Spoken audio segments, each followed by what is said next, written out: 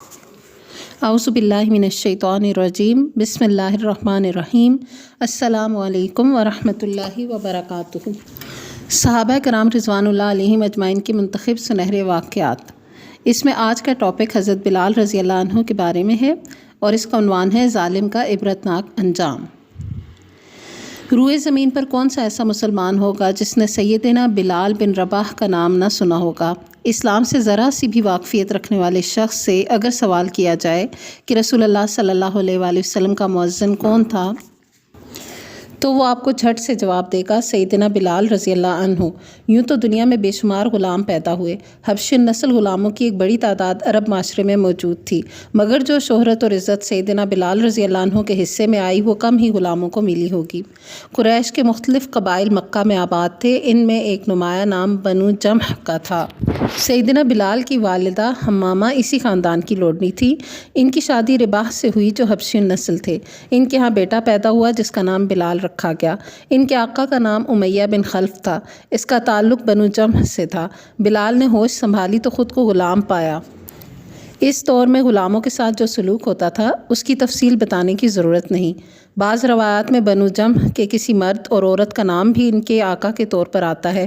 سیدنا بلال کا قد لمبا، رنگ سیاہ، چہرہ پتلا اور سر پر گھنے بال تھے۔ یہ ان خوش قسمت لوگوں میں سے تھے جنہوں نے ابتدا ہی میں اسلام قبول کر لیا تھا۔ سیرت نگاروں نے لکھا ہے کہ بالغوں میں سیدنا ابو بکر صدیق رضی اللہ عنہ کے بعد سب سے پہلے اسلام قبول کرنے والے سیدنا بلال رضی اللہ عنہ ہی تھے۔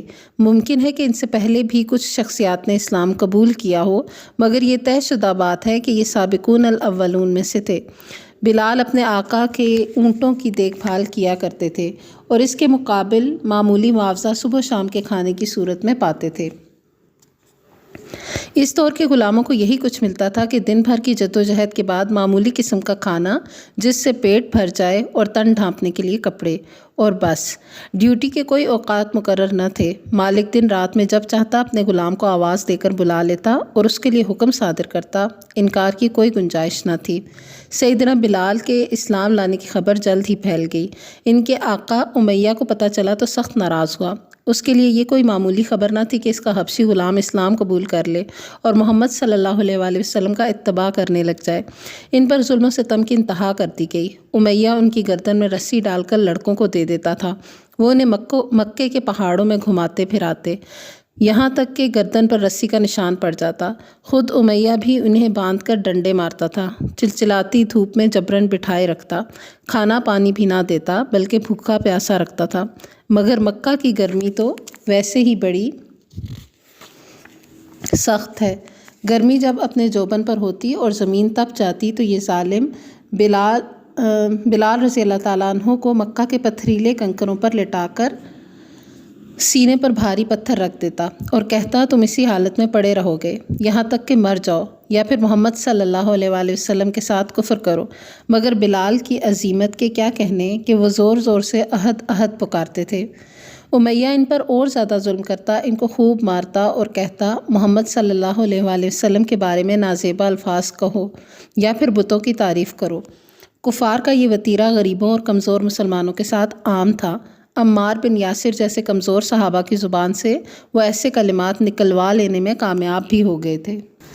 یہی حربہ بلال رضی اللہ عنہ پر بھی آزمایا جا رہا تھا۔ ان سے بھی یہی مطالبہ تھا کہ اللہ کے رسول صلی اللہ علیہ وآلہ وسلم کے بارے میں کچھ نازیبا کلمات کہو۔ انہوں نے ہر ظلم و ستم برداشت کیا مگر اللہ کے رسول صلی اللہ علیہ وآلہ وسلم کے بارے میں کوئی ناروا کلمہ زبان سے نہیں نکالا۔ یہ ظلم و ستم ہر روز ہوتا تھا۔ جیسے جیسے ظلم بڑھتا گیا بلال کا ایمان مزید پختہ ہوتا چلا گیا۔ ایک دن سیدنا ابو بکر رضی اللہ عنہ کا ادھر سے گزر ہوا۔ انہوں نے دیکھا کہ بلال کو مارا جا رہا ہے، وہ ظلم و ستم کی چکی میں پس رہے ہیں مگر زبان پر احد احد کے کلمات جاری ہیں۔ ابو بکر صدیق رضی اللہ عنہ نے سوچا بلال کا قصور کیا ہے؟ صرف یہ کہ وہ لا الہ الا اللہ کے داعی ہیں۔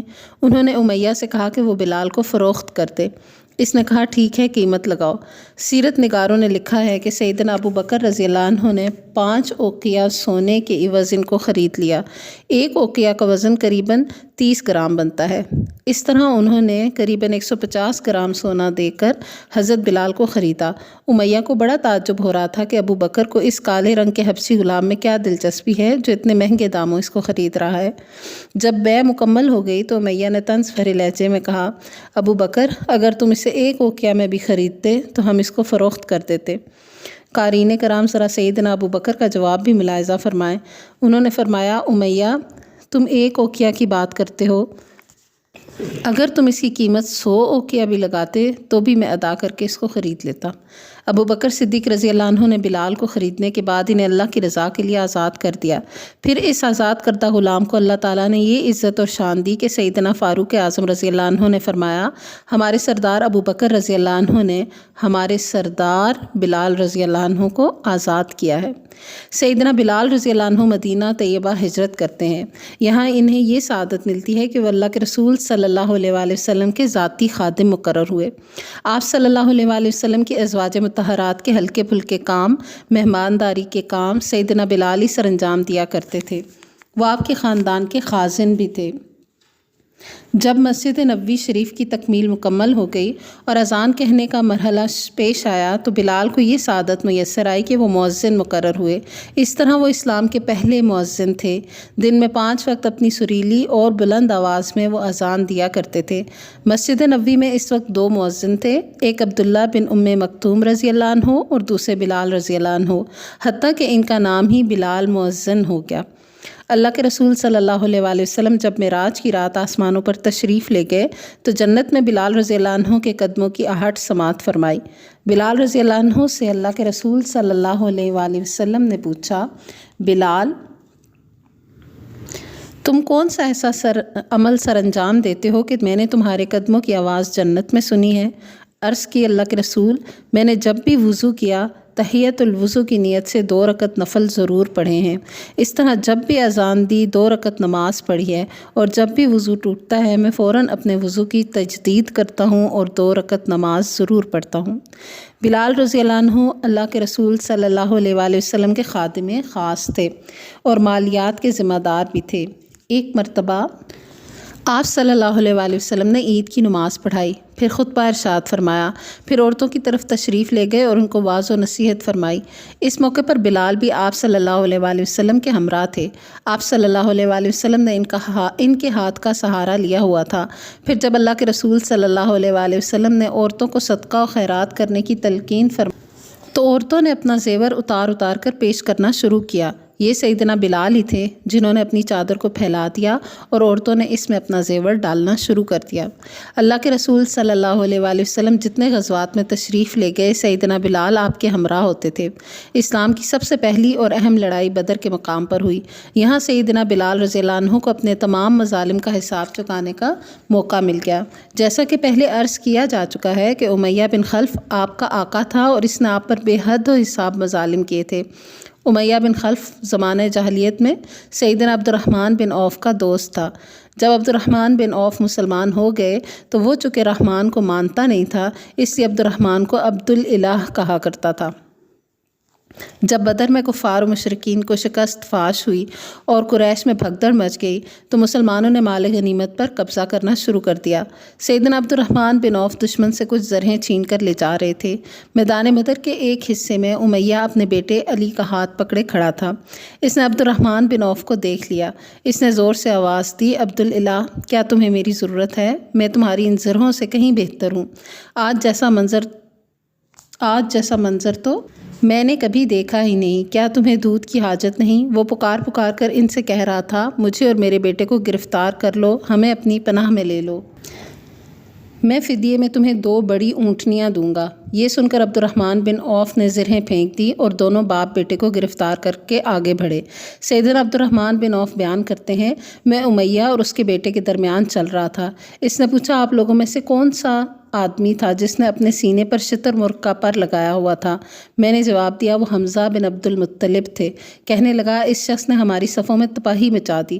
ذرا آگے بڑھے تو سیدنا بلال رضی اللہ عنہ نے امیہ کو دیکھ لیا۔ انہوں نے زور سے کہا، او ہو، کفار کا سرغنہ امیہ بن خلف! اللہ کی قسم، اب یا میں بچوں گا یا یہ بچے گا۔ میں نے کہا، بلال یہ میرا قیدی ہے۔ بلال نے پھر کہا، یا یہ بچے گا یا میں بچوں گا۔ ساتھ ہی انہوں نے نہایت بلند آواز سے پکارا، اے انصار، اللہ کے شیرو، یہ رہا کفار کا سرغنہ امیہ بن خلف، اب یا تو میں رہوں گا یا یہ رہے گا۔ سیدنا عبد الرحمن بن عوف کہتے ہیں، انصار نے سیدنا بلال کی آواز سنی تو بھاگتے ہوئے آئے اور ہمیں گھیرے میں لے لیا۔ میں ان کا بچاؤ کر رہا تھا، مگر اس دوران ایک انصاری نے امیہ کے بیٹے کے پاؤں پر تلوار ماری اور وہ نیچے گر پڑا۔ ادھر امیہ نے اتنے زور سے چیخ ماری کہ میں نے ایسی چیخ کبھی نہیں سنی تھی۔ میں نے اس سے کہا، نکل بھاگو، مگر یاد رکھو آج بھاگنے کی گنجائش نہیں، میں اب تمہارے کسی کام نہیں آ سکتا۔ اس دوران لوگوں نے باپ بیٹے کو کاٹ کر رکھ دیا۔ سیدنا بلال پر ظلم و ستم ڈھانے والے کا آخرت میں جو حال ہوگا وہ تو ہوگا ہی، مگر اس خبیث اور ظالم شخص کا دنیا میں بھی بہت اذیتناک انجام ہوا۔ سیدنا عبد الرحمن بن عوف فرمایا کرتے تھے، اللہ بلال پر رحم فرمائے، ان کی وجہ سے میرے ہاتھ سے زرہیں بھی گئیں اور قیدی بھی گئے۔ سیدنا بلال مدینہ میں اللہ کے رسول صلی اللہ علیہ وآلہ وسلم کی سرپرستی میں زندگی بسر کر رہے تھے۔ اللہ تعالیٰ نے ان کو ایک نہایت اعلیٰ شرف اور مقام عطا فرمایا۔ مکہ مکرمہ 8 ہجری میں فتح ہوا، وہی مکہ جہاں سے مسلمان بڑی بے سر و سامانی کے عالم میں نکالے گئے تھے، جہاں بلال کو مارا جاتا تھا، گرم ریت پر لٹایا جاتا تھا اور ان کی احد احد کی صدا فضاؤں میں گونجا کرتی تھی۔ آج 10,000 کا لشکر جرار مکہ میں فاتحانہ انداز میں داخل ہو رہا ہے۔ بیت اللہ کو بتوں سے پاک اور صاف کیا جا رہا ہے، بت اوندھے منہ پڑے ہوئے ہیں۔ مشرکین مکہ بڑی حسرت سے اللہ کے رسول صلی اللہ علیہ وآلہ وسلم کو دیکھ رہے ہیں۔ پھر ان سب کو معاف کر دیا جاتا ہے۔ ظہر کی نماز کا وقت ہو چکا ہے۔ آج پہلی مرتبہ بیت اللہ سے توحید کا اعلان بلند ہونے والا ہے۔ لوگوں نے دیکھا ایک کالے رنگ کے حبشی آزاد کردہ غلام سیدنا بلال بن رباح کو یہ عزت و سعادت مل رہی ہے۔ وہ بیت اللہ کی چھت پر کھڑے اپنی مترنم بلند آواز میں صدا لگا رہے ہیں، اللہ اکبر، اللہ اکبر، اشہد ان لا الہ الا اللہ، اشہد ان محمد رسول اللہ صلی اللہ علیہ وسلم۔